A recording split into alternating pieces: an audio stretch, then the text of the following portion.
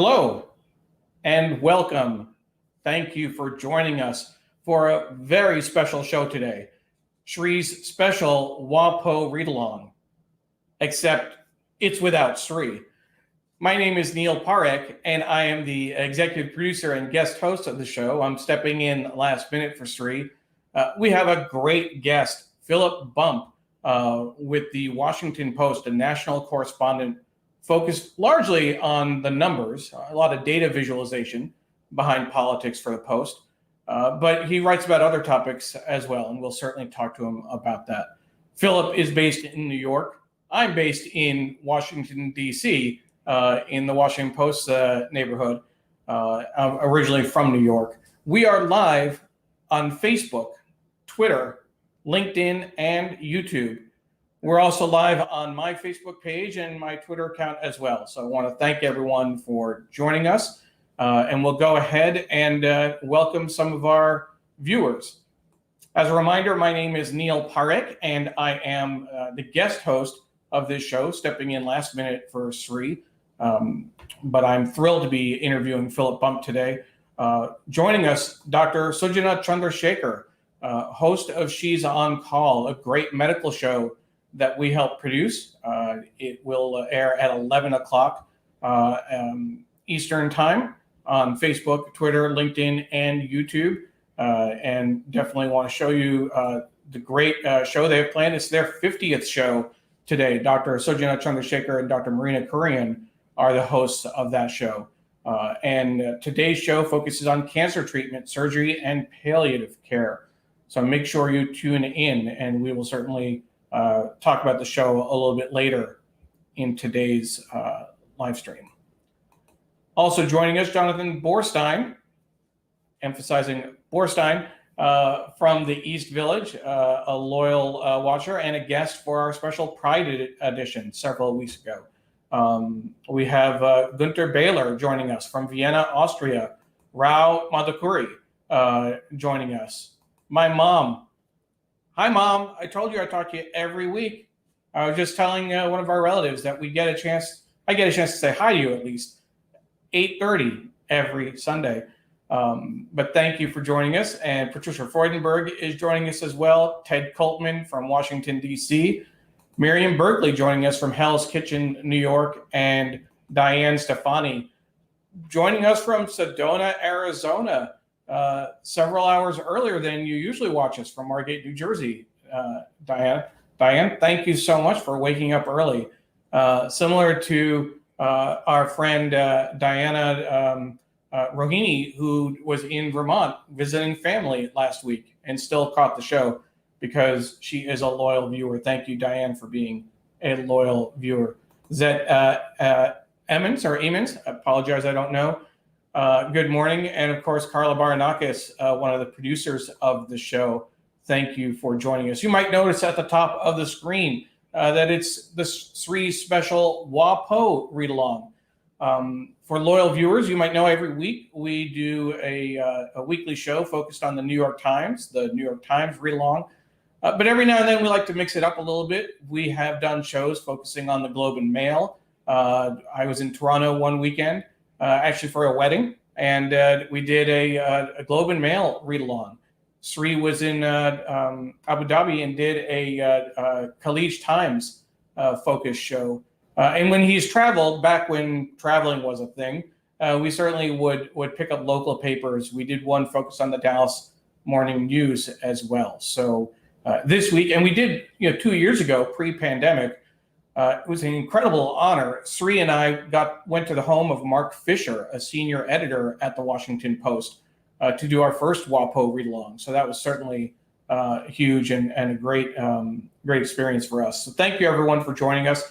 Thank you all for all of our loyal watchers. Mark McLaren joining us from New York City. Doug Levy. It's worth waking up early for this. Get a screenshot of that. We definitely are going to keep that. Thank you, Doug. Really appreciate it. Joining us from San Francisco, the Bay Area every week. Our friend Stephen Kaplan joining us from Ramsey, New Jersey. Thank you, Stephen, and thank you for all your help promoting the show. And Liz Pressman is joining us from the Berkshires. and Paula Kiger, another one of our producers. So let me just do a quick shout out to our production team. We have a great team that brings this show together for you. Paula Kiger, Steve Taylor, Julia Weeks, and Carla Baranakis. Of course, Sree is our host. I'm the executive producer and guest host. So thank you to our team for helping make this show such a success. We also want to thank our sponsor. Muckrack is a great friend and great supporter of our shows and the work that Sree does. So thank you for your support. If you're interested in being a sponsor, please contact Sree at digimentors.group or myself, Neil, at digimentors.group. We would love to get in touch and see what we can do together. So with that, I want to make sure that people know in terms of our guest this week, Philip Bump, national correspondent for the Washington Post, focusing largely on the numbers behind politics. And before joining the Post in 2014, he led politics coverage for the Atlantic Wire. So he'll be joining us in just a moment. But first, what I want to do is to give just a quick overview of what's in the paper, and then we'll go ahead and bring on Philip. So let's take a look at the Washington Post.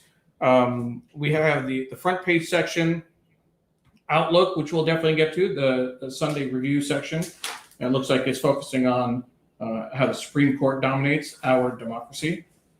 We have a sports section focusing on the Olympics, chasing medals and raising kids, with a nice graphic in the front. And an important article, we'll take a look at fans flee shooting outside ballpark. This was outside the Nationals ballpark here in Washington, D.C. yesterday evening. We have the return of the travel section, which is great news. And it's touted in the headline, or the top of the Arts and Style, travel returns to a standalone section inside. And the Arts and Style section looks really great, examining the elements of breathtaking art, which is a great looking piece. I'm going to save what I feel is the best for last. But first, we also have a nice business section here. For internet, we pay the price. Service providers use our lock on neighborhoods and lack of rules to take advantage of us. Here's how they jack up bills. So if you're paying too much for internet, you'll want to pay attention to that. The Metro section, of course, and then the Washington Post magazine, the desecrators. For centuries, people have dug up Native American graves. Now the FBI is tracking down the culprits and trying to return what they stole. So we'll definitely take a look at that article. And want to say hi to our friend Pradnya Haldapur in Silver Spring, Maryland. So on almost the opposite side of the Beltway from me. And she's excited to see our reading of the Washington Post. So thank you, Pradnya. Thank you very much for joining us this morning. I did say I was going to say the best for last, the comics. We will take a look at the comics section this week, folks, and I want you to start thinking about what your favorite comic is. What did you enjoy reading? What do you enjoy reading? What did you enjoy reading when you were a kid? And we definitely want to take a close look later. So again, that's the overview of the paper. That's what we'll be looking at. Again, it's a special WAPO read-along. We'll be focusing on the Washington Post. But before we do that, I'm going to bring on our guest, Philip Bump, so that we can chat a little bit about his work and his career with the paper. Again, my name is not Sree Srinivasan. My name is Neil Parekh. Let's put this one's going to be a better card to put up. Neil Parekh, and you can follow me at Neil Parekh on Twitter. And Philip Bump is a national correspondent for the Washington Post. So let's go ahead and bring Philip in and chat with him a little bit. Philip, thank you so much for joining us today. Good morning, of course. So the first question we ask all of our guests is really, now this is about a year, almost year and a few months into COVID. Mm-hmm. How are you doing? How have you been doing? We hope that family and friends have been able to stay safe and healthy over the last year. Tell us what the last year plus have been like for you. I don't think I'm revealing any state secrets when I say it's not been the best year of anyone's life. Yeah, I mean, it's sort of fascinating. It was sort of fascinating this spring, in particular, to contrast where we were with where we were, a year prior. I mean, it's just to think about those early days, the March and April of 2020. I think sort of added a level of rejuvenation to this year that I wasn't necessarily expecting, just because you had the direct contrast between last year when things were starting to bloom, but there was this this heavy cloud hanging over the country. To have that gone, I mean, obviously now there's increased concern about Delta variant and unvaccinated folks and things along those lines, but it's sort of hard not to appreciate the fact that things are so much better. We're all well. My wife and my two sons, we're all doing good. The dogs are doing fine, so we have nothing to complain about. That's great. So happy to hear that.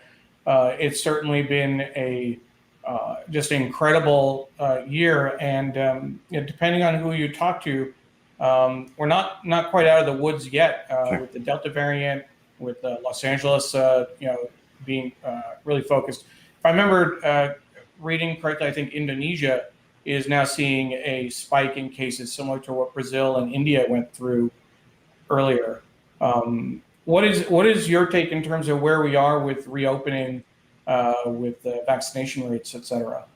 Yeah, I mean, it's grim, right? I mean, you see places like the United Kingdom, which have fairly widespread vaccinations, that are seeing this increase. You see this huge spike in the Netherlands, which is a function of the Delta variant. They don't have a very high density of vaccinations, but we have this tool, these vaccinations, which can really help tamp down on what's happening, can really help control the spread of the virus, both the Delta variant and the original variant.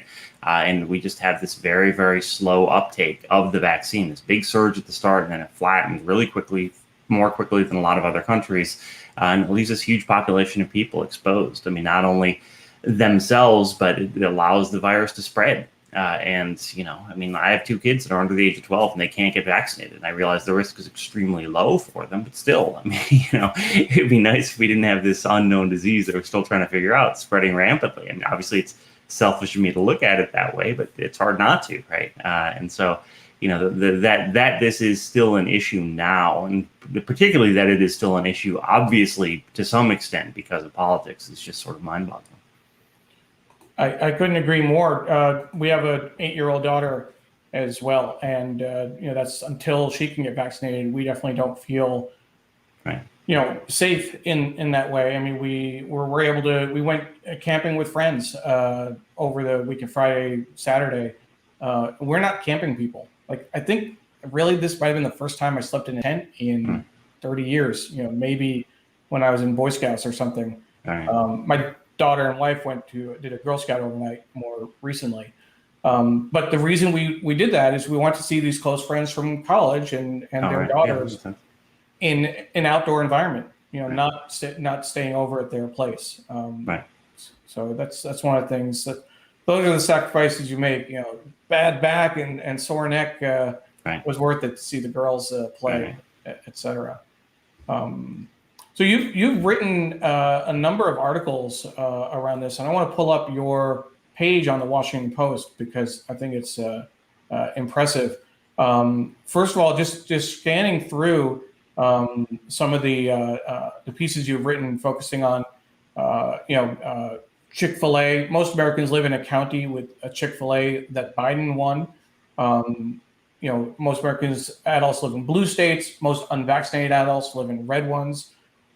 You read about Fox News, vaccinations, the Capitol riot, just going on. This huge piece about a document that came out of the Kremlin, purportedly. Questionable provenance, I guess. I guess it was in the Guardian. What I'm seeing is about 3 or 4 articles a day with your byline. Talk to me about your typical workday. How do you put out this kind of volume on a regular basis? Well, I mean, I don't know. It's sort of hard to do that sort of self-examination off the cuff. I mean, it's, I get up and I sit on my computer and I look and see what's going on in the world. And, as you mentioned, I tend to focus on data analysis.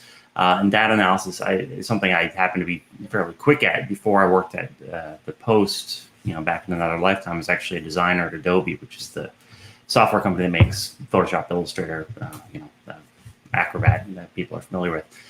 So I have this design background. I've been doing data analysis for a long time. So it doesn't take me long to do, to pull numbers and to create graphics out of them and write them up. And I think that's part of it. A lot of it too is, I'm writing often about things that I happen to know pretty well, right? That I've spent a lot of time covering and thinking about.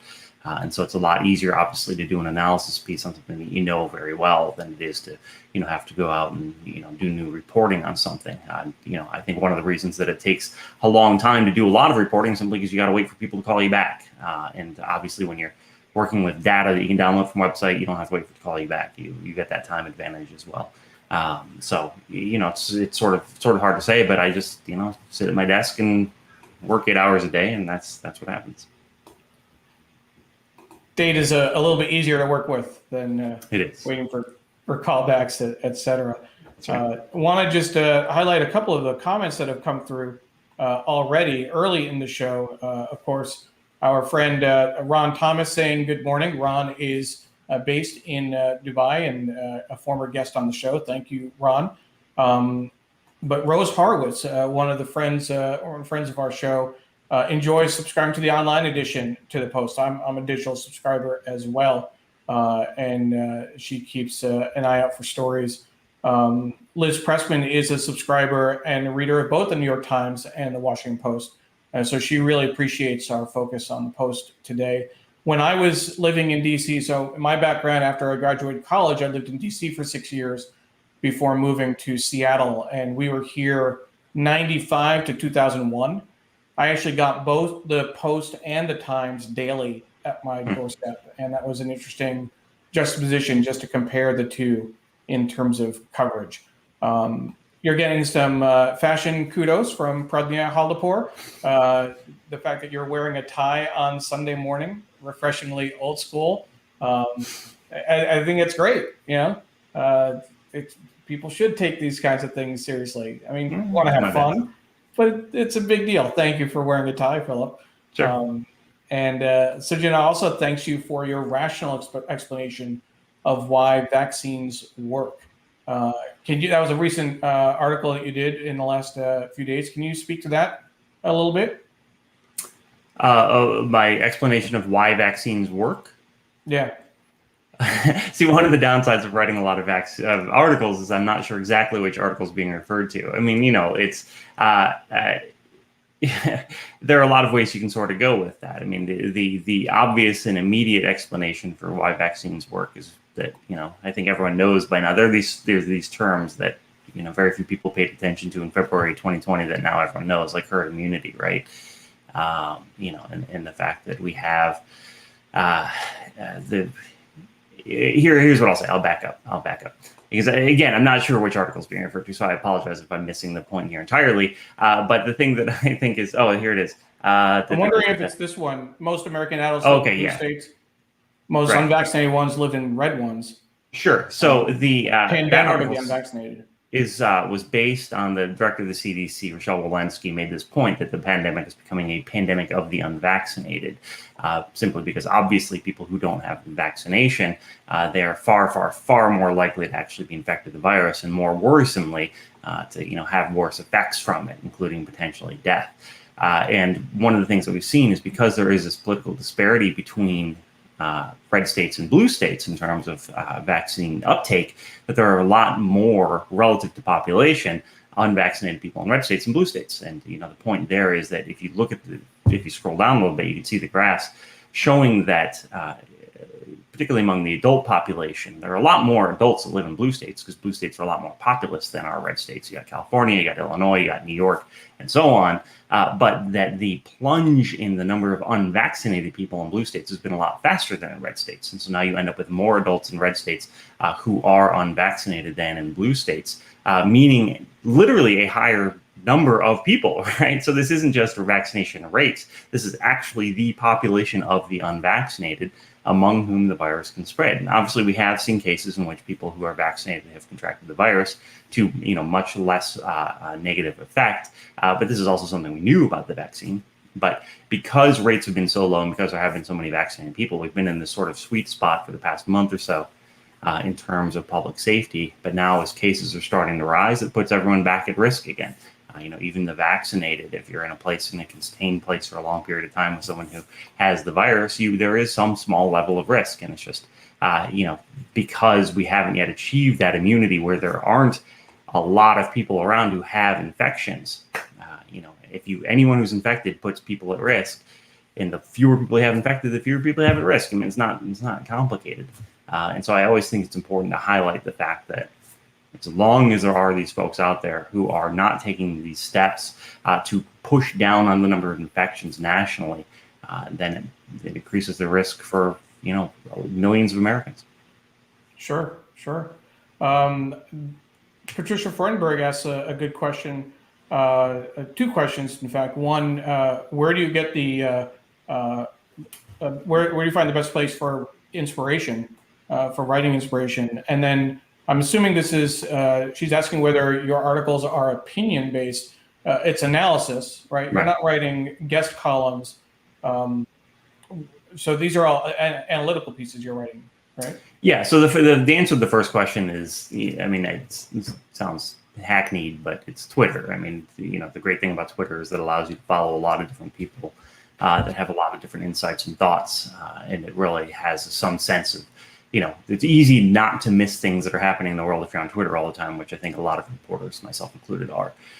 It's a grim and bleak place a lot of the time, but it is useful. It's the question about opinion versus, straight reporting, if you will, is a fascinating one. And it really is one that I think a lot of the media industry is trying to figure out, the ways in which you approach the distinction between the two. I do write analysis, which means that I am looking at what's happening in the news and offering perspective on it, which is not, it is distinct from opinion in a way that can be blurry at times, right? Because I am saying, here's what I think. Obviously you just heard me articulate my view on vaccines, which is both the rational and scientific consensus on it, but it is still obviously an opinion. In the same way that it is my opinion that the sun will rise in the morning to some extent. But yeah, that can get very blurry, and it has been at the times, I think, probably challenging for straight news reporters at the Post to have, even people who do analysis pieces, as soon as you introduce this sense of here's where I'm coming from on this, then you initiate this response from a lot of people, which is, I don't trust the news because all it is people sharing their opinions, which I understand that feedback. And I understand for straight reporters, we're like, here are the facts, and don't introduce any of that sort of analysis in a lot of what they do. There can be this frustration because of how these lines blur. And I think it's something that the news industry broadly is trying to figure out how to approach. I hope I do a decent job of finding the right balance. Well, Ron Thomas thinks that your article on Lindsey Graham was particularly good.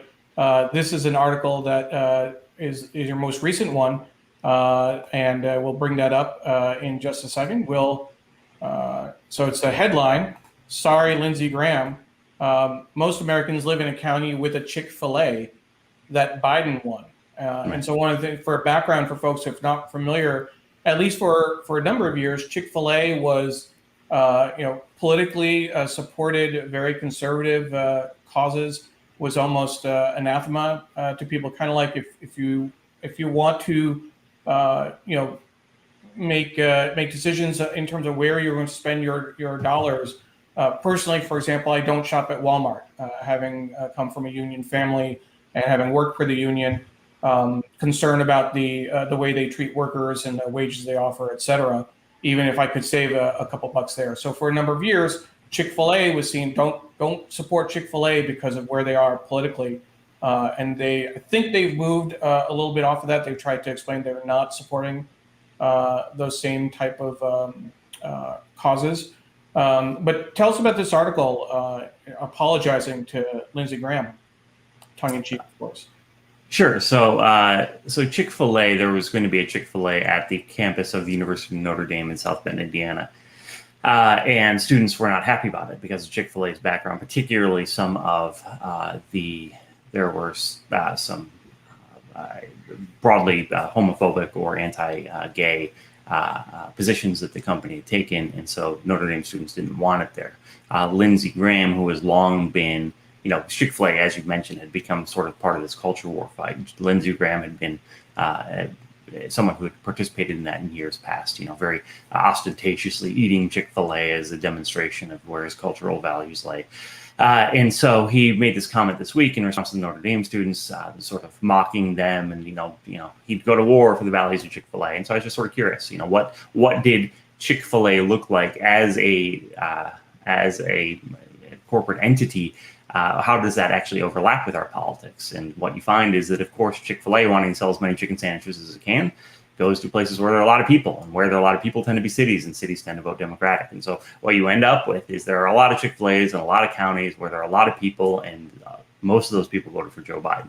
Now, what does that tell us about Chick-fil-A? Nothing. Right? It tells us it's a restaurant that's trying to sell chicken sandwiches to people. But it does run counter to the sense that Chick-fil-A is this, deeply rooted small town Republican sort of thing that plays into some of the narrative. When you look at it per person, when you look at the number of Chick-fil-A franchises per population, it's a lot more densely packed in Republican areas, which does actually play to that point. And there are a ton of qualifiers here. This is not really deep analysis. Some of these Chick-fil-A's are at an airport, for example, where there may not be many people, and doesn't necessarily speak to the values of the local population. But it does just serve as a reminder that when we're talking about any corporate entity, the odds are good it's going to overlap a lot with Democratic areas, because that tends to be where a lot of people are. In terms of where they want to put their stores. So can you just walk us through this chart for us?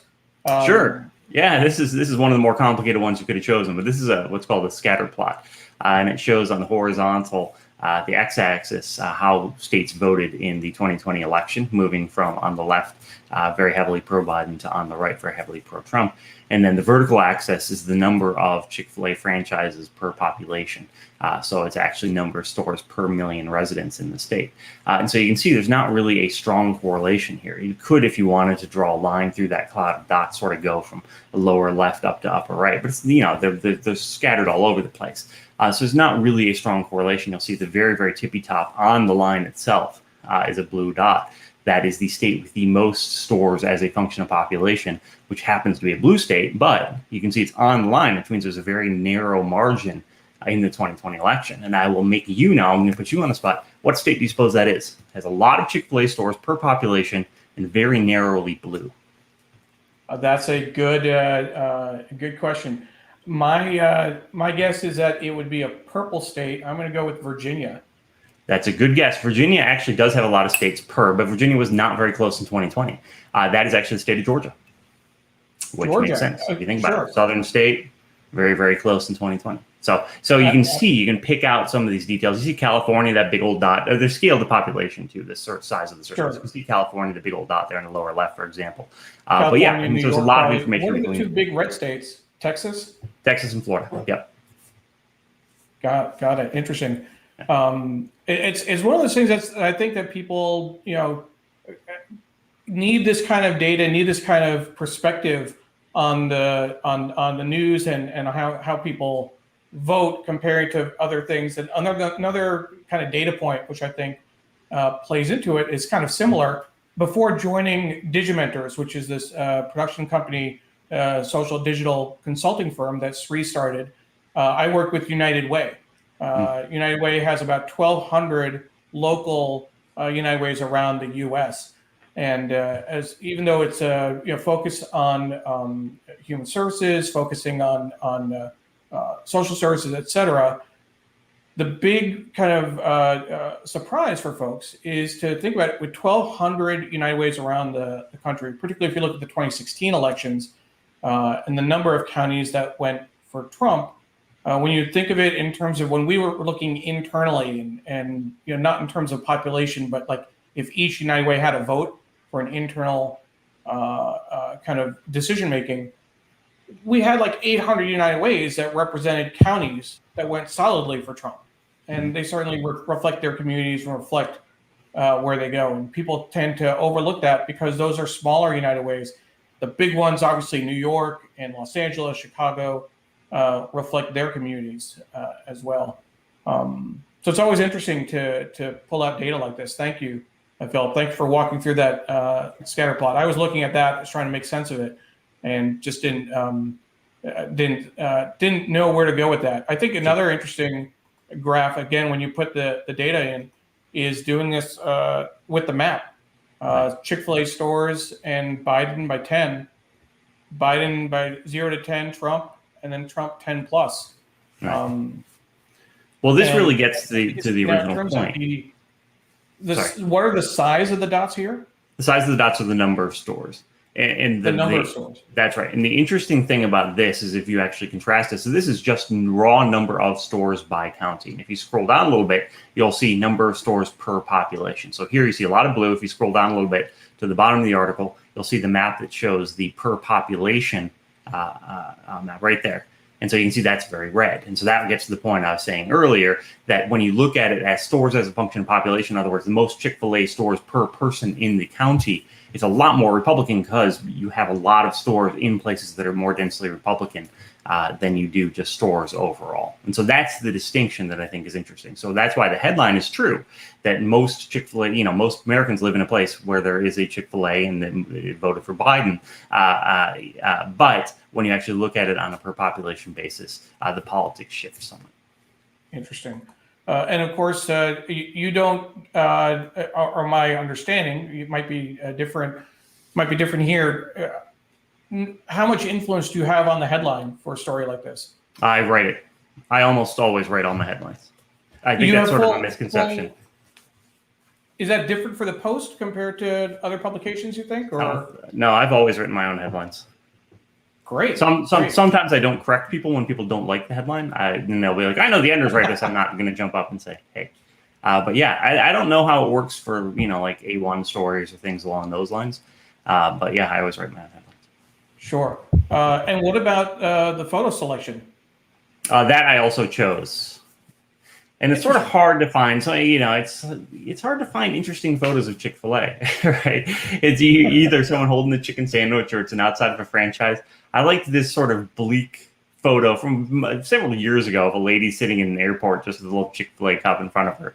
There wasn't a lot to work with. And so I thought that one was just sort of like, at least visually interesting. I may be wrong. And so we'll dig into this because, for folks who watch the show regularly, and of course, as you know, usually we're focusing on the New York Times. Sure.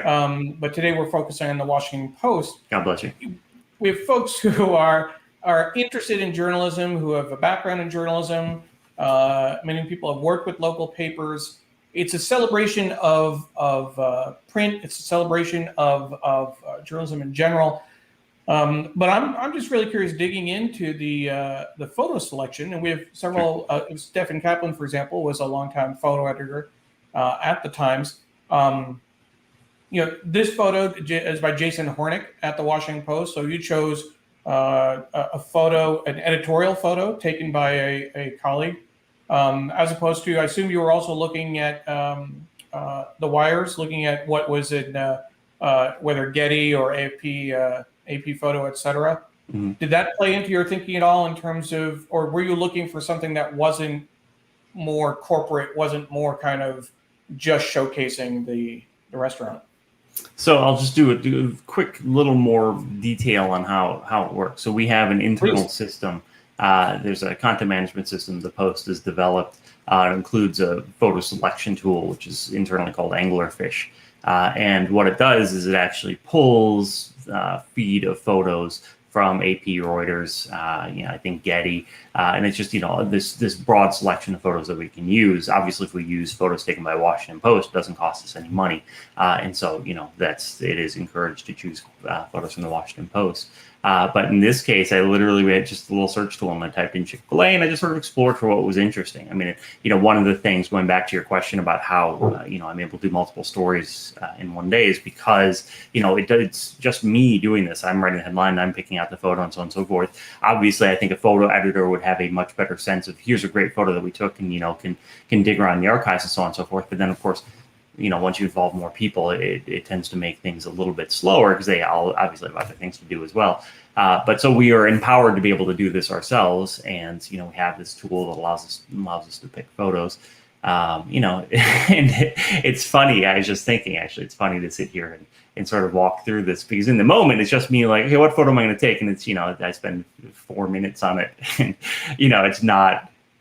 One of the things I've found is that I am often asked, either by editors or others, to sort of articulate verbally my thought process on things. Like, why did I choose this word in a sentence? And it's like, well, sort of an innate decision I made that I now have to be able to put into words and explain. Same thing here. I just sort of picked it because I was looking for something Chick-fil-A related that was sort of visually interesting, and which was, broadly and vaguely, at the very least, in line with what the story was about.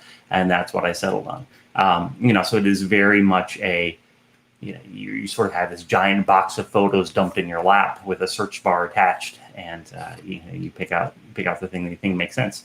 There are times, of course, that we have videos related to stories, and so the video team may come in and put a video that's related to the story at the top of it to have something that's a little more captivating. But that's broadly how the process works. Sure. No, and that's not. That's typical in other venues as well. When you don't have a large team and a lot of people to coordinate with, you can be more nimble. You can move quickly. Right. It almost sounds as if you're part of a larger newspaper, a successful newspaper, but it almost sounds like you're running a blog where you're responsible for the writing, the analysis, bringing a picture. All but hit publish. I'm assuming there's some editorial reviews, some layers in between seeing something when you write something and seeing it in print, seeing it online. But it's great to kind of hear about the backstory about how a piece like that comes together and how it sees the light of day. But yeah, I can see how, if you're making decisions maybe on the fly, 4 minutes to choose a picture, etc. You more have to explain the thinking after the fact, as opposed to having it been a deliberate, spend an hour kind of weighing different options and consulting with people, etc. But good work nonetheless. Definitely interesting to hear the background on that. Are there other? So let's take a look at some of the other pieces that you've written. I think the one that jumped out to me, which was different than some of the other pieces you've written, is this one about Putin and the Kremlin. Sure. This blockbuster document purported from the Kremlin. So no graphs here, no data visualization, but just you saw a piece about this report in the Guardian and said, "Hey, I want to write about it." Yeah, so one of the things I do with some regularity too is I'm not on the post fact-checking team, but I do a lot of sort of analysis of what appears to be misinformation or dubious information. So that has meant over the course of the past 6 months, a lot of, no, actually there wasn't widespread voter fraud sorts of stories, and digging into what that looks like. This is something else that I have spent a lot of time on, which is this idea of Russian interference in the 2016 election and what that looked like and what the boundaries of it were. And so earlier this week, The Guardian published this document, which purported to be sort of an internal decision-making document from the Kremlin, from Russian President Vladimir Putin and the top aides, sort of laying out what the 2016 interference effort would look like. And The Guardian, presented this and talked to some experts about it and so on and so forth. And it was really one of those stories that made a big splash when it landed that morning. But very quickly it became apparent that it was a little iffy. And, the provenance of it and the authenticity of it is still sort of vague. And so I don't want to say it is, either a forgery or misinformation, but it certainly bears a lot of the fingerprints of being something that was constructed for the purpose of release and not an authentic document. It really bolstered this idea for people. There are a lot of folks We talk often about misinformation on the right, but there very much is misinformation on the left. And we saw a lot of that over the course of the past 4 years in terms of these stories that got either misinterpreted or blown out of proportion or simply were incorrect about former President Trump's interactions with Russia. There are a lot of people who very strongly believe that it's been proven that he is, deeply in Vladimir Putin's pocket and has all these business ties and so on and so forth, which has never actually been established by facts.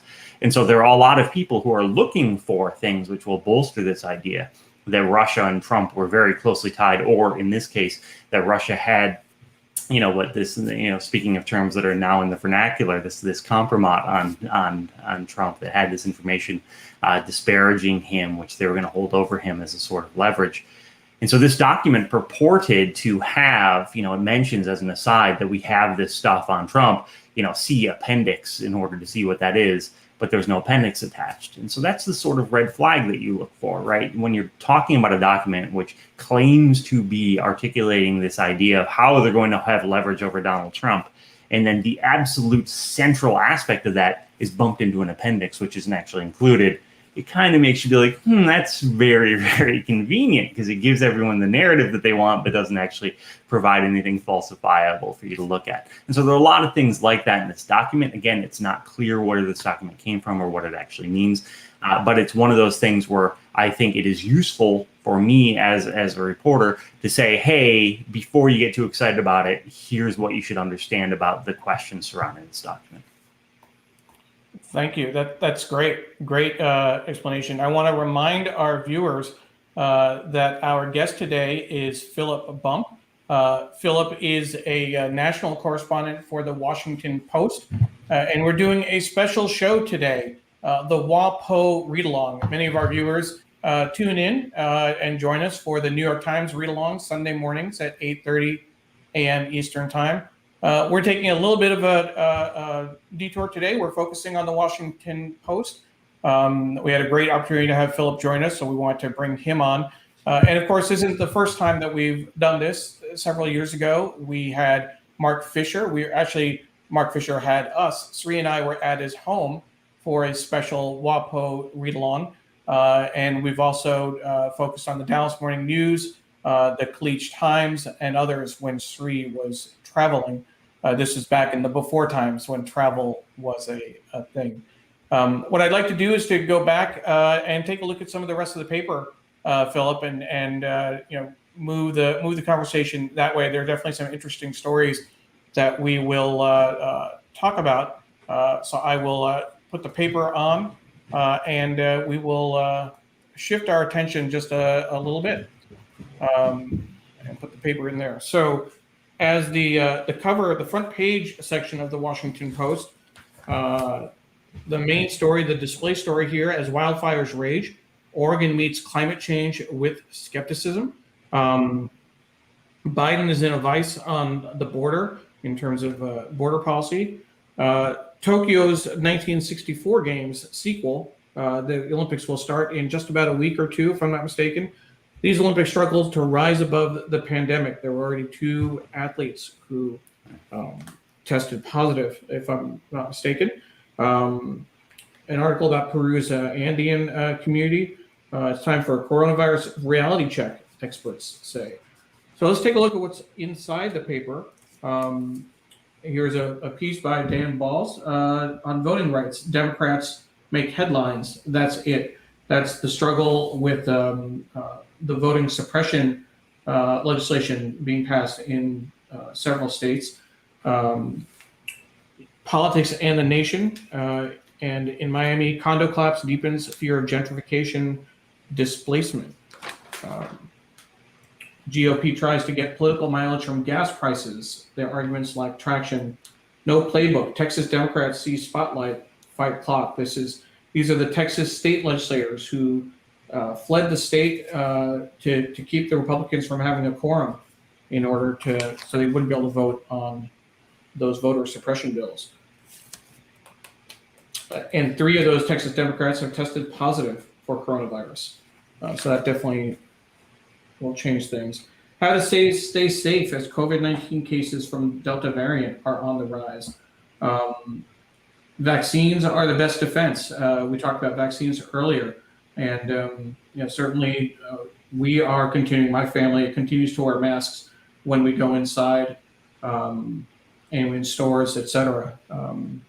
Scientists point to ominous trends as virus variants spread. Here's an interesting piece. This is the piece on Biden at the border. We just want to point out that this picture of Donald Trump really out of focus, focusing on the border wall behind him. But it's almost like a ghostly image. Philip, you see that? That is interesting. That is interesting. And then small Oregon towns hunker down as bootleg fire burns. A 2-page ad, centerfold for Horizon. So here's an interesting piece. This is about the Andes. Stories and photos by Michael Robinson Chavez. But just take a look at the layout. Just pull it up a little bit. You'll see some very large photos. Very well done. Just a little bit of text with that at the very bottom. And then a couple over there. Here's a piece about Afghanistan that was on the front page. I think I may have missed referencing that. On the left-hand side, envoy's daunting mission in Kabul. Troops' departure from Afghanistan creates hurdles at U.S. Embassy. Dangerous mission with little backup. Here's the world. Australia, once a pandemic hero, now struggles with vaccination. And here's this terrible story. Again, another climate change related story. Quiet German town in limbo after floods. More than 150 lives have been lost. I assume that's in terms of the confirmed deaths, but I think at one point 1,300 people were missing in the floods. In Brazil, retreat of virus offers hope for better days. So that's good news out of Brazil. Vaccine skeptic France. Almost, I mean, it seems like every other story is COVID related, whether it's vaccine or Delta variant. Here's an interesting piece. It's in the Sunday Opinion. So Dana Milbank has a piece why January 6th might have only been the beginning.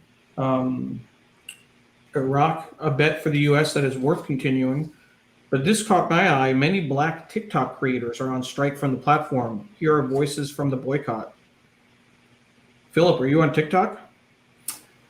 It's an interesting question for reasons that I don't really need to get into. But I do have a TikTok account, and I actually pay a relatively large amount of attention to it. I'm actually, in addition to my day job, I'm writing a book for Viking that's looking at generational differences and where the country is going to be headed after the baby boom fades. And so TikTok actually plays a small role in that. And so I've been paying more attention to it. In this issue that you raise of these creators who are frustrated by the fact that essentially there are all these very popular, often white kids who are appropriating their dances and getting a ton of, literally millions of views for these dances that are being done by originally by these young, mostly Black teens. And they're taking this old school labor tactic of just simply not making new dances for these songs. It's sort of really, really fascinating way of looking at how the power structure, first of all, the power appropriation in that, and then second of all, how the power structure can actually be shifted by this tactic. I'm very glad to see that in the paper because it really is a really interesting story that tells us a lot about the current media environment. And tell us about the timing. You have a book deal. Do you have a publication date, a target date, or? Yeah, next fall it's coming out. Yeah. Next fall. Yes. Fall. Well, let's definitely keep in touch. We'll look forward to. Oh yeah, trust me. Yeah, I mean, once it comes time to sell that book, you'll be hearing from me a lot. I hope. I'm catching up on a few of the comments that people shared earlier. So I just want to acknowledge our friend Jeanette Ashworth is saying good morning from Seattle, and again 3 hours early. Liz was giving props to the photo archivists who maintain internal photo databases. You were talking about choosing your photo earlier for the story about Chick-fil-A. So I definitely want to share that comment. And then Jeanette also said that she realized that she had read a lot of your articles in the Post and that you do great work. So you have some fans and you're hopefully gaining some fans. A fan at least, which is nice. What's that? I said, you said I have some fans. That's a fan. Let's not get too ahead of ourselves. Several people, we had early people who said that, at least on this show. Maybe nearly half a dozen. That's great. Half a dozen. I think that's pretty good for a Sunday morning at 8:30 a.m. That's fair. Especially, and after with the our numbers grow over time over the week. I meant my fan total. That's all. Your fan total. Yes, my fan total. I'm up to at least 6 fans out there in the world. Good. Outside of family, even. So that's nice. Let's see who else. So what else do we have? And this article, again, just so folks see that headline, many black TikTok creators are on strike from the platform, and here are their voices from the boycott. So here's one. I'll just read one just for some focus. Why are you and other black content creators on strike? Theo Wissa, I think the whole purpose of the strike was just to bring light to the fact that black culture was just being stolen and being carried away by all these other people and not being credited, which I think is also interesting to think about. That my daughter, who is 8, actually mentioned that she was asking about a famous rock and roll star, and she couldn't remember the name. She said, "Who was that guy? Who was it? We learned about him in music class. Who stole all his music from black musicians?" She was talking about Elvis Presley, right? Sure. And it's we know that now, and it's part of the general understanding, cultural understanding, in terms of the appropriation of black culture. But my wife and I looked at each other. We certainly didn't learn that in school, and we were very impressed that that's what the conversation is like, even in elementary school. So it gives a little hope for the future. Here's the editorial page. The U.S. is growing more unequal. That's harmful and fixable. Editorial cartoon.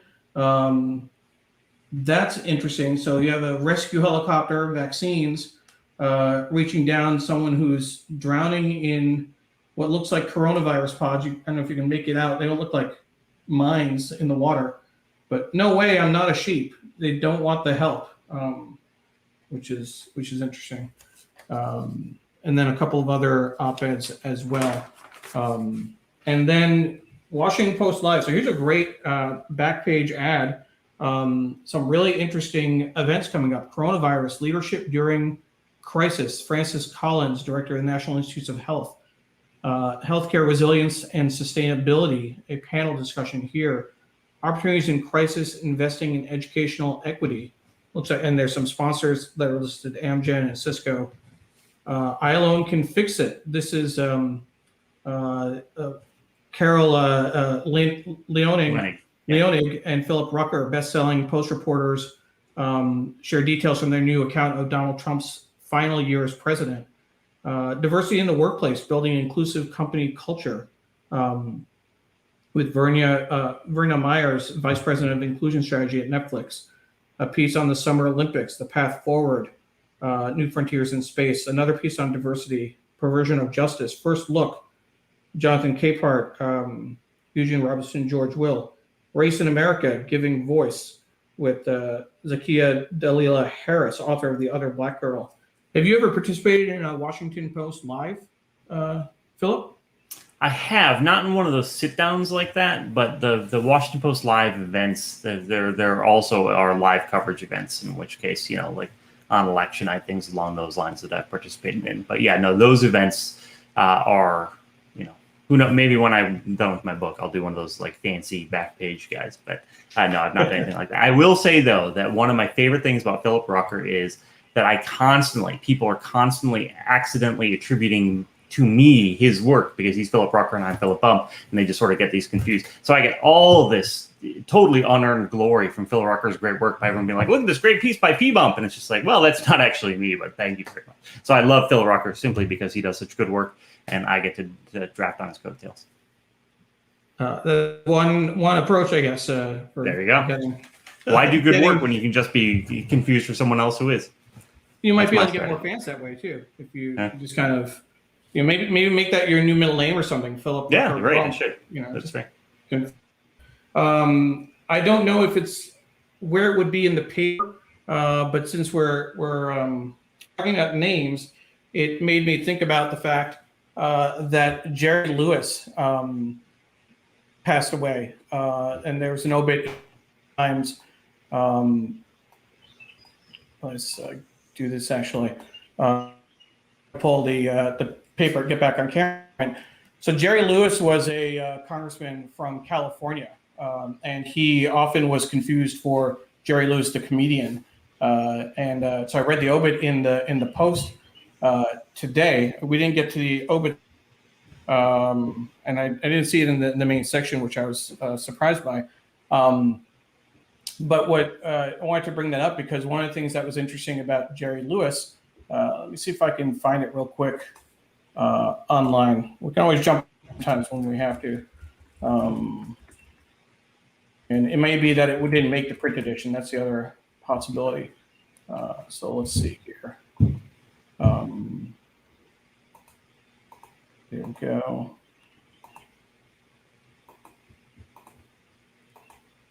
There we go.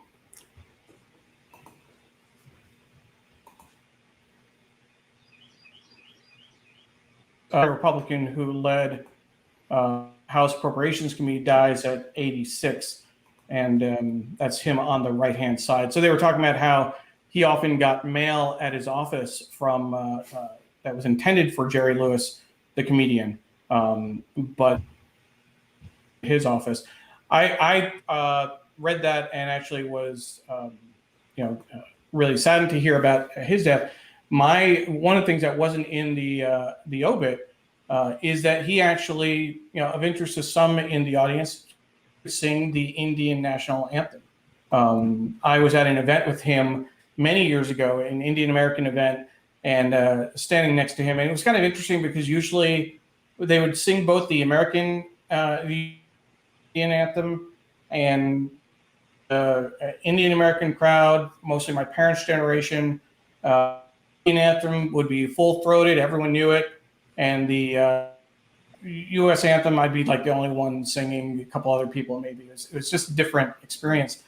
But what was interesting is I was standing next to Representative Lewis, and he was singing the anthem, full-throated. And when he was finished, I turned to him and said, "How do you know the Indian national?" He actually backpacked through India, either when he was in the Peace Corps or just outside after college. I need to do the fact checking on that. But he spent time in India, and that was always impressive. And so then, fast forward years, I went from working with Indian American Physicians Association as a lobbyist to working as a journalist for News India Times, English language Indian American newspaper. And my very first article was about language that he had in a chairman's mark on an appropriations bill. And the next week, people were confused about the story. We didn't have a lot of details. I saw him outside one of the House office buildings and asked him, reconnected with him, and said, "I have a quick question. We're all writing about this article. What can you tell me about it?" And he actually stopped what he was doing. He was walking in. He stopped and gave me a 20-minute interview.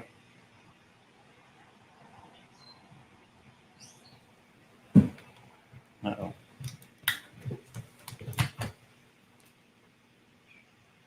I think I lost you. Yeah. Oh, there you're back. Can you hear me now? Yeah, sorry. Right. Yeah, sorry about that. He, outside the Rayburn Horseshoe, I was so new. I didn't have a tape recorder on me. I didn't have anything. I had a yellow pad.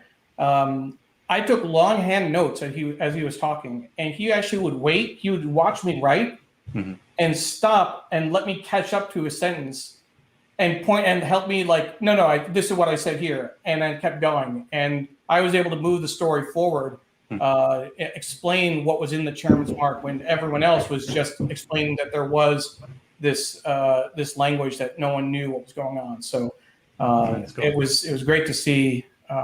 Great memory that brought up for me, seeing him and that point about Philip Bump kind of triggered that.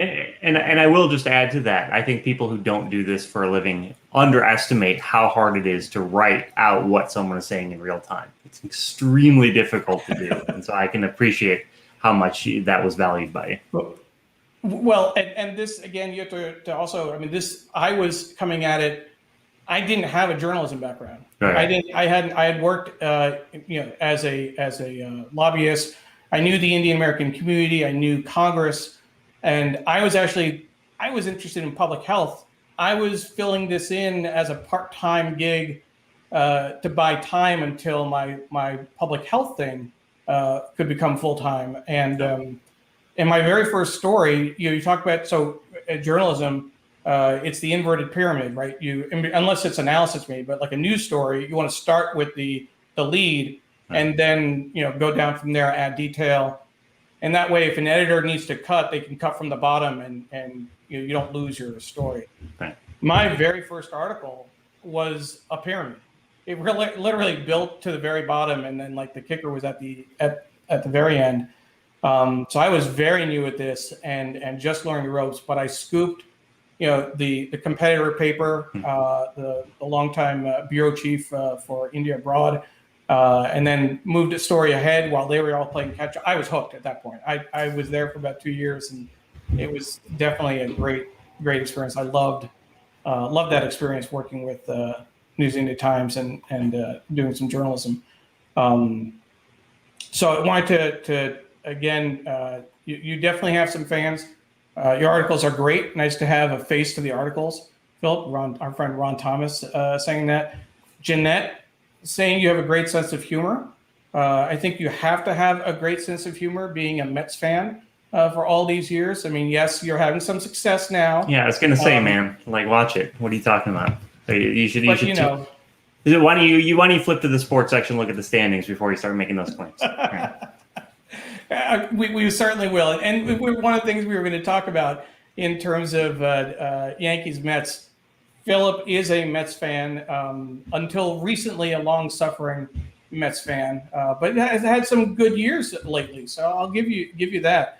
But other than that, 69, 73, 86? What more do you got? Few and far between, sure. Yeah. Well, yeah, I'm missing one more recently. Part of being a Mets fan, right? I mean, I know you're a Yankees fan. Being a Yankees fan is playing sports fandom uneasy, right? I mean, it's like, how hard is it to like the Yankees? Like, I mean, they go, they're in the playoffs every year. They win the World Series 16,000 times. Being a Mets fan is fun because it's not like, look, I went to Ohio State, right? And so I pay attention to college football and I root for Ohio State, but it's not challenging. Ohio State's going to do well each year. The only question is how badly they're going to blow it in the playoffs, right? And so, like, that's what it's like being a Yankees fan. It's like, it's not that fun to be an Ohio State fan for 99% of the season. So being a Mets fan makes you, and I'll say this, makes you morally superior to be a Mets fan. I'll just say it. There you go. Wow. I'll have to whisper for that one. So that might have been true in like 49 and 55 when the Yanks won 5 World Series in a row. And, Yogi Berra, listening to a book about Ron Guidry and Yogi Berra, 13 World Series rings, 10 with the Yanks, 3 as a coach. And that's the history. That's the aura and mystique that they talk about at Yankee Stadium. But I will let you know, I came of age in terms of my baseball fandom, between 1982 and 1993. These were long, dark days in Yankee land. When they were great. That's right. The Magnum era. It was good. Yeah, it was a good time. It was fun. These are days when they would lose no hitters. That's right. Andy Hawkins threw a no hitter. They still lost the game, and they had the worst decision making. I mean, just epic bad deals. So yeah, we had a good run 96 to 2003 in terms of pennants and World Series. It's been tough lately. But one of the things that's happening this week, and so folks know we don't usually get into baseball unless I'm guest hosting, unless I have someone to have fun with. Certainly when we had baseball writers on the show, we'll spend a little bit more time on it.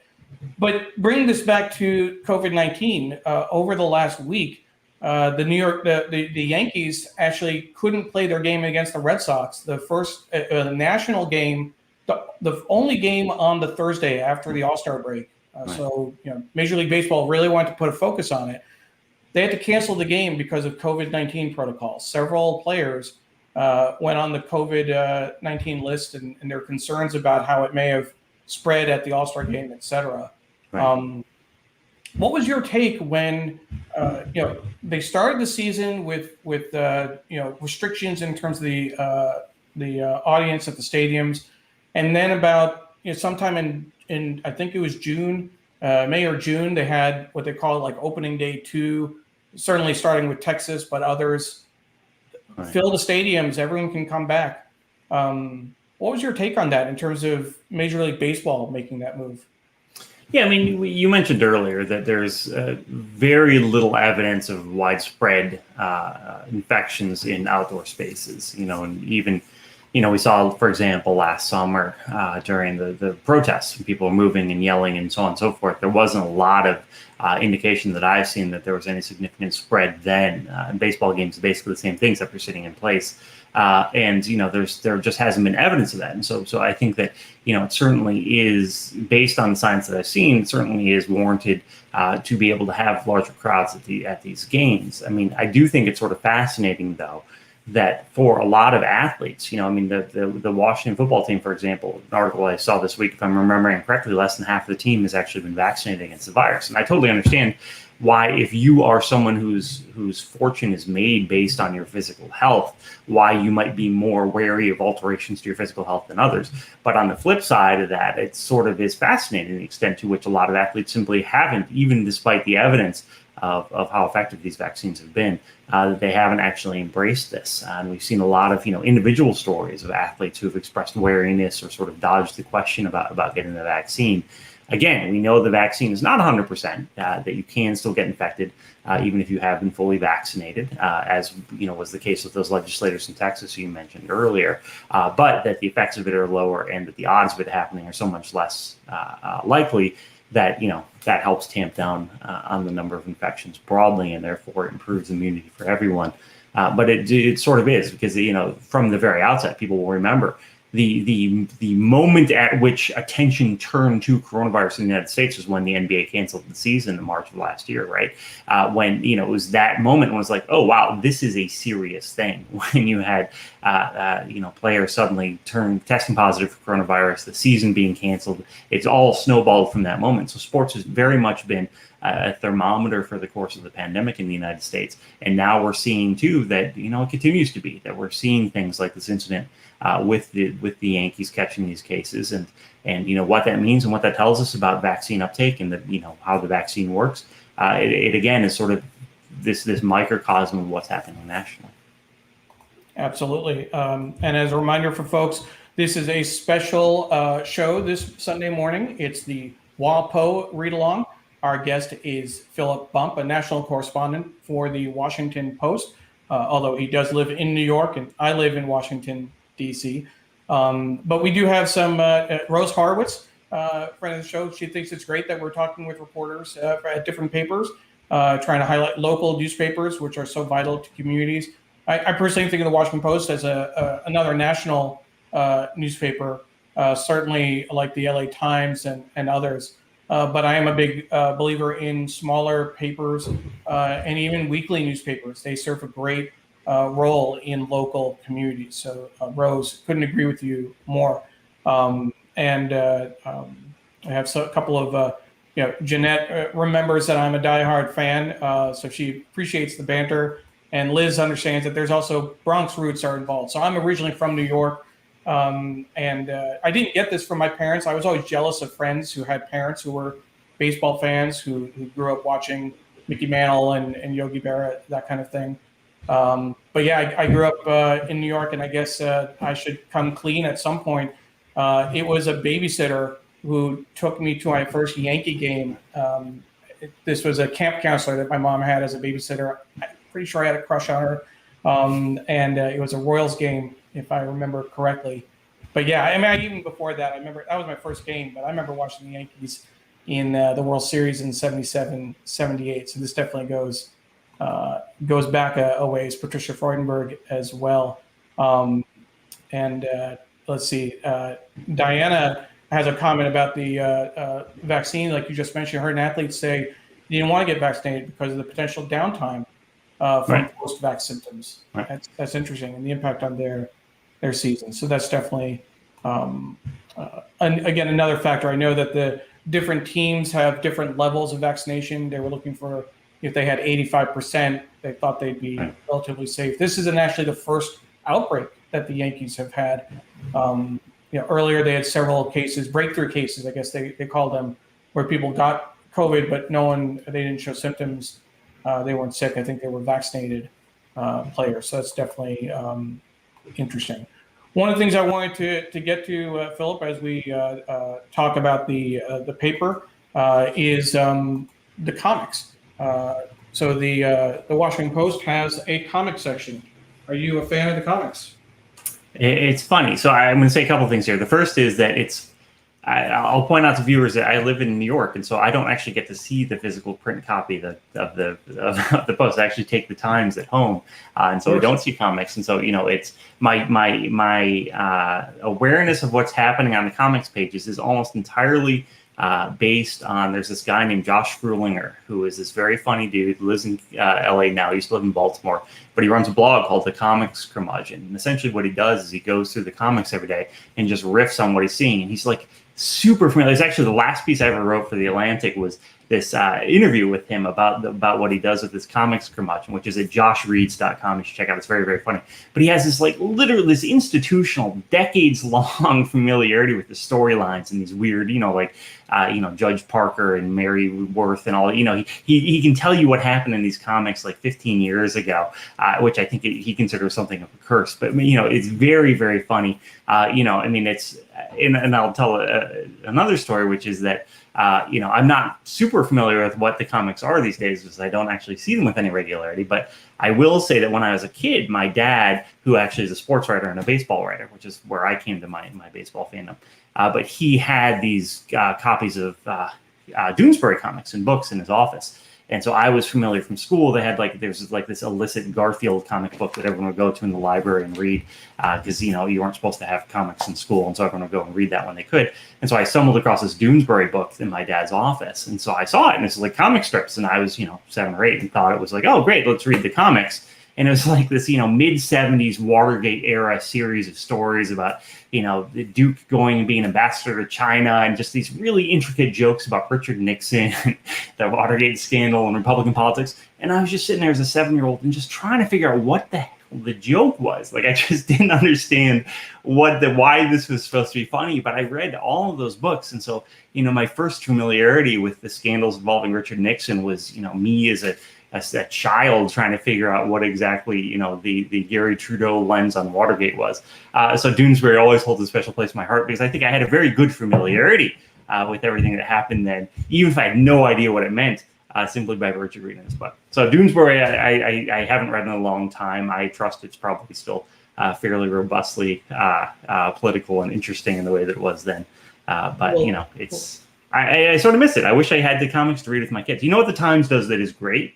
Not to ramble too much, but the Times actually has this great kids section that they do every once in a while. And I don't know if you've covered that before, but it's funny. My kids are still too little for it. They can't read it, but it's just great. Big pictures and interesting things to talk about. And so, I wish the Post would do that. I wish more newspapers would do that because it really gets, another generation of people interested in it. We love the New York Times for Kids. It's a special print only section. Comes out the last Sunday of the month. We always focus on it. Oh, is that when it's last Sunday of the month? Okay, I didn't even know that. Okay, yeah, no, it's great. Jeanette says Doonesbury is an intense comic for a kid to read. What an introduction! This current comic that I'm looking at is, and Doonesbury, of course, is by G.B. Trudeau. The correspondent, Roland Headley Jr. So you see how they've moved it. I haven't read comics in a while myself. These are a series of tweets. So it's his Twitter handle is RealRBH Jr. Jr. And Trump just completed his first 3 mulligan holes since January 20th. Great to see his old self again, and he's looking at through binoculars. And then this panel is all just tweets sent out by the reporter at Bedminster to cover upcoming reinstatement, to get Trump's attention. Have joined club, bought timeshare, booked banquet room for entire week. And all about his tweets around Trump, and Trump still insisting his was best U.S. presidency ever. Actually, probably the worst, but we want our kids interested in history, or do we want our kids interested in history or not? So It's great to see Doonesbury's keeping up with the times, certainly. Yeah. And yeah, I mean, Trump. that character, that Roland Headley character, I mean, he was, he's been around since the 70s. And I remember, absolutely, similar things he's aged less than I have in that period. But as we go through, I want folks to put in the comments if they have favorite cartoons, if they see ones that they remember seeing when they were a kid. Obviously, we have Garfield on the right here. Several that I have never heard of: Fraz, Barney, and Clyde at the bottom. I'm looking. There's Nancy. I recognize Nancy. Well, you know the story of Nancy, though, right?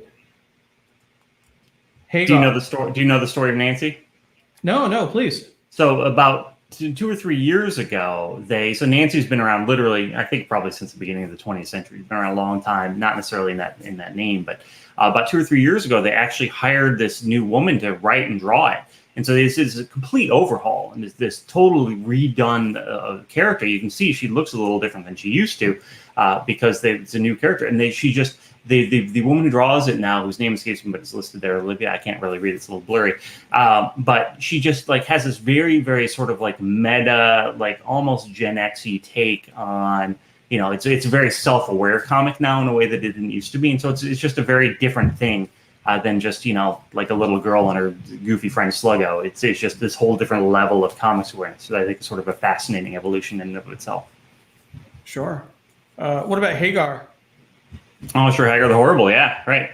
I mean, the only story I have about Hagar is that my sister has had one particular Hagar the Horrible comic on her refrigerator for the past 20 years. It's like some dumb joke about him eating a sandwich. So every time I go to my sister's house, I go over there and very, very obviously read it as though it's still funny. I don't know why she has it on her fridge, but it's been there for decades. And so I insist upon making sure she knows that I think it's ridiculous that it's still on her fridge because I'm that kind of obnoxious brother. Blondie, of course, that's a classic. Sure. Top left. Let's see, a couple. Sally Forth, Big Nate. These are new for me, but over here, Family Circus. That was always, and a big shout out to Family Circus every year. So I don't know if you're familiar. The postal workers, the letter carriers, do a food drive every year, and Bill Keane, who was the artist, and then I believe his son, maybe afterward. I think that's right. Yeah. After he passed, did a cartoon every year to promote the food drive, which was always appreciated. We have the Amazing Spider-Man, and let's see, what else do we have here? Prince Valiant, another classic. Yeah. And so our Patricia says the Lockhorns are her favorite. So I'm hoping that we'll find the Lockhorns. Here's Beetle Bailey. I'm afraid I'm going to the last page. Unless the Lockhorns show up, we have Peanuts. No Lockhorns, unfortunately. Lockhorns were this married couple that often argued, which were yes, that's something of an understatement. An understatement. Argument is sort of the raison d'etre, I think it's safe to say. Kind of like an understatement that the Yankees are historically a better team than the Mets. I mean, just understatement. That's absolutely fair. I'm not going to dispute that. My wife's family, we had her aunt and uncle. Their kids compare them to the Lockhorns because in a good natured way, but they went back and forth. Some great stories there. Zet is saying that I love the comics in the San Francisco Chronicle in the 50s. Still think about a few of them. I'm guessing no one remembers Gordo, by Gus Ariolo. Philip was Gordo? he like a space dude? I feel like he was like a. It sounds familiar. So when I was a kid, I chose to do a school report on comic strips, which again was very savvy because it meant I got to read a lot of comic books. And so I'm trying to see if I have it here. I don't. I have this giant book of Smithsonian newspaper comics. It's this great collection. It's this thick and this big, and it has all the. Oh, you know what I do have right here though. I'm going to show people this because this just to show my bona fides, even though it's going to mess with my. I have literally at my feet. I don't know why I'm bothering with this right now, except that it's early on a Sunday morning. I have this giant book of Little Nemo and Slumberland cartoons, which is just the original size newspaper comics of Little Nemo from the turn of the last century. It has a lot of racist characters in it because it was made then, so I'm not going to get too close on it, but I just fell in love with this art form when I was a kid, thanks to this goofy report I did in like 4th grade. And I feel like Gordo makes an appearance in there. I mean, I don't know if it might even be too late for that. So I got to go back and look at the comments after this so that I can actually see who Gordo was. But I feel like I recall that. That was the least useful comment I could have offered. Like, maybe I remember that and here's a big book, but that was what I had for you. That works. And now I messed up my life. Says I love that Little Nemo reprint, so that's good. Little Nemo's great. I mean, it's really racist because it came out, 19. What a great quote from Philip Bump. He's great, but he's really racist. But I mean, it's so well drawn and the stories are really interesting that it would be great if they didn't have all the racism in it. But sure. That was America a century ago. But Jonathan says it's one of the classic comics of all time. Yeah, it's terrific. Yeah. Patricia was saying Charlie Brown is the first thought that comes to mind if you think about classic comments. Certainly classic comments. There's also Bloom County, which is also good. So Bloom County and Doonesbury were definitely interesting. Great 80s. So as we're approaching the 10 o'clock hour, I do want to show this section really caught my attention, the art and style section. Again, interesting that they tease that the travel returns to a standalone section from the arts and style. You see that at the very top of the paper. But this cover story, examining the elements of breathtaking art, weather patterns can help us make sense of art and understand what's going on in these classic images. So more than just the, hey, here's some art in the museums, go back and visit. Right. A really good analytical piece. And let's see where they go. ES under weather. E5 must be. Let's see here. No. See if I can find that rest of that piece. There we go. The art of weather.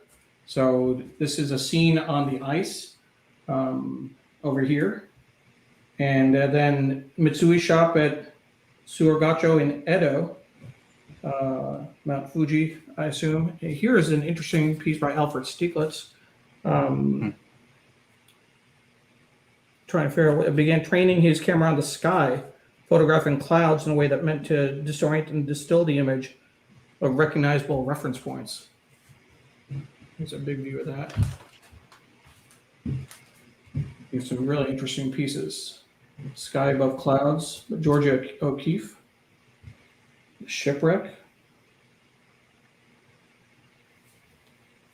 Salisbury Cathedral from Lower Marsh Close.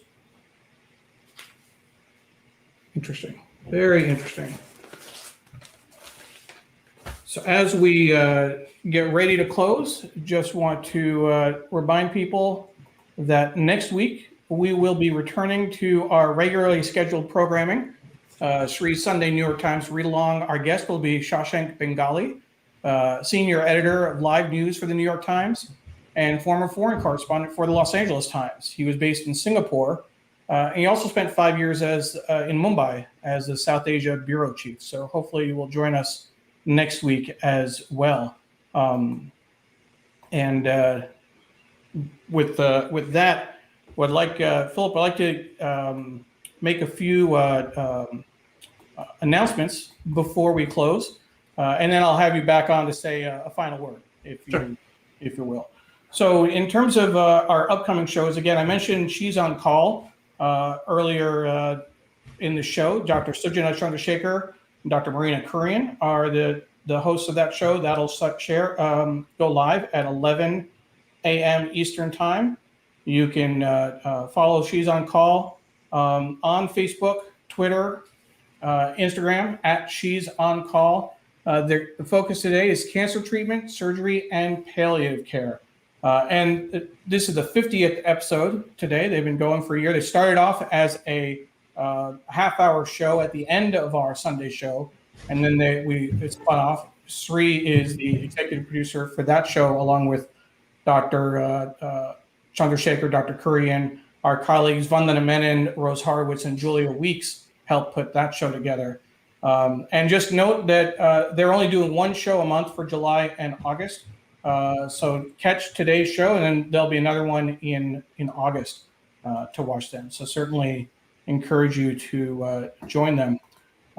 In addition to She's on Call, coming up this week, we have our friend Stefan Kaplan is coming back with the Spin It Social Hour, where photographers share their work and journey. So on Thursday at 7 p.m. Eastern Time, his guest will be Charles Chesler.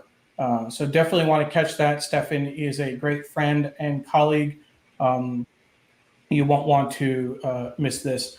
And I'm excited to announce a new show coming up. Our friend Rose Horowitz, who's watching the show, Tuesday, July 27th, so the week after, she is starting a live stream, Women to Follow. She is the creator of the hashtag Women to Follow. She was our guest on the show 2 years ago when she first launched the hashtag. The idea of highlighting women's voices on Twitter to encourage it. Several people were saying we should have more women as sources. Rose took it a step further, started profiling people and highlighting them, putting a list together with her colleague Stacy Kratz of at least 1,200, if I'm not mistaken, at last count, women to follow on social media. So definitely want to join her Tuesday, July 27th at 8 p.m. Eastern Time for the premiere episode of Women to Follow.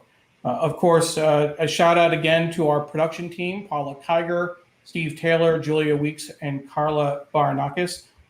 And of course, when we talk about Carla Baranakis, we always talk about the Local Connection, this great newsletter she puts out every week. Subscribe for weekly story ideas and pro tips for local reporters. You can find it at bit.ly/local news tips, bit.ly/local news tips.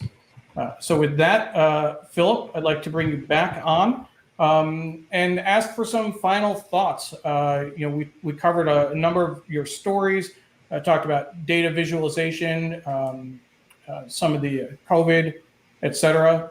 What would you like to leave our readers with? I just want to say that I think it's great to see so many people who are interested in media industry broadly and newspapers in particular. I mean, I think it's sort of fascinating to work for a newspaper now, and particularly to not do print-related stuff. It's just sort of this weird space to be in. But obviously, I think that there's a lot of value. I mean, I'm sort of biased here, but I think there's a lot of value in the institutional newspaper industry. Having local papers and large papers and having people who are interested in that is great. And I think that watching you flip through the paper, which you don't normally see someone flip through the paper as a third party, of course, save your loyal viewers, God bless them. But, it's a reminder of what value there is in having this aggregated and curated set of stories. And so it's great. And I really appreciate your taking the time here. I appreciate your having me. And I very much appreciate those people who are interested in this subject and interested in promoting it. And I think that's great. And of course, your new fans, some existing fans, and a handful of people who heard about your work for the first time. Yeah, that's great. Following up on some of the discussion around comics, Zed said that Gordo was a Mexican guy living in California. He was going to look up the details. Miriam shared it was 1941 to 86 or 85 rather. Some of the photos were very large today, which was interesting to see in terms of the layout, et cetera. Jonathan Borstein, great show. And as far as comics and racism goes, we can certainly try Tintin. And if we want to talk about, cartoons and racism, that's a whole other story. Look at early Walt Disney, Bugs Bunny, sure, et cetera. Certainly even Mickey Mouse. Even Peter Pan, sure. Peter Pan as well. Patricia says thank you to the production team and to Philip for an awesome episode. So Zed did a little bit more research. He introduced Mexican culture to U.S. readers, a really great comic strip. So that's and Gus lived in Carmel, California, near San Francisco. Marc shares local news is in jeopardy. Young journalists should look to local news. And he's going to look at local news tips. That's the newsletter that Carla puts out. And we'll close with Doug Levy saying, thank you, Philip, for your work and sharing how you do what you do. Wish I had the skill with numbers that you have. Certainly appreciated that deep dive into that article, knowing that some of these decisions are made on the fly. But Philip talked us through photo selection, the fact he writes his own headlines, the fact that he can do several articles, or at least have several articles published a day. Not sure what kind of lead time you have for some of those articles in terms of when you're writing them, when they get published. But a great look behind the scenes. And Naomi says, terrific show. Thank you. Nice to jazz things up. So with that, Philip, thank you for your time this Sunday morning, and look forward to staying in touch. Very good. Thank you so much. Thank you.